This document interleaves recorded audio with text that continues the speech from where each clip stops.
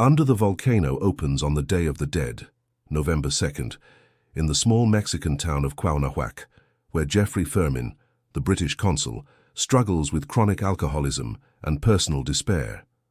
Firmin's life is dominated by addiction, which has alienated him from his estranged wife, Yvonne, and left him socially and politically isolated in the expatriate and local communities.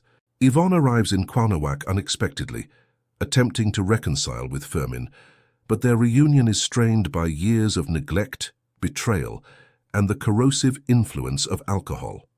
Firmin's half-brother Hugh Firmin serves as a narrative counterpoint, observing Jeffrey's decline while reflecting on colonialism, morality, and human frailty.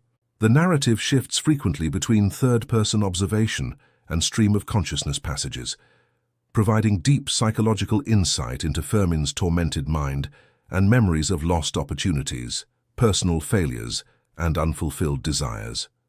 Jeffrey encounters various local figures, including Mexican officials, townspeople, and expatriates, each interaction highlighting his increasing incapacity to function in society and his alienation from human connection.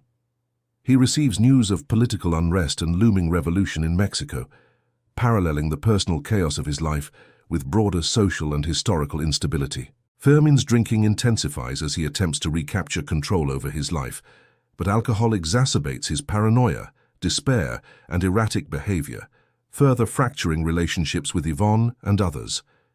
Yvonne oscillates between hope for reconciliation and recognition that Firmin may be beyond saving, grappling with her own grief, guilt, and sense of responsibility for their estrangement. Firmin's encounters with local authority figures and other foreigners reveal the social and political tensions of Mexico, underscoring themes of cultural dislocation, imperialism, and existential disillusionment.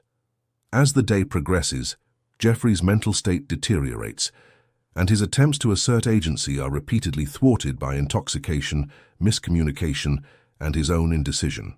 Firmin becomes increasingly obsessed with symbolic notions of fate, sin, and self-destruction, linking his personal collapse to the looming presence of the Popocatépetl volcano, which metaphorically mirrors his inner turmoil.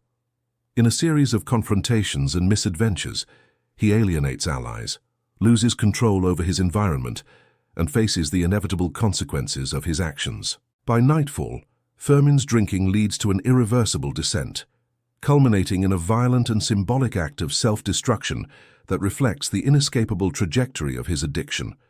The novel ends tragically with Firmin's death near the volcano, his body discovered by locals, while Yvonne and Hugh are left to confront the emotional and existential aftermath of his life. Lowry's conclusion emphasizes the destructive interplay of personal vice, failed relationships, and historical circumstance, portraying human vulnerability against both internal and external forces. Themes of alcoholism, existential despair, cultural displacement, and the inevitability of self-destruction dominate the narrative, leaving readers with a profound meditation on mortality, regret, and the fragility of human existence.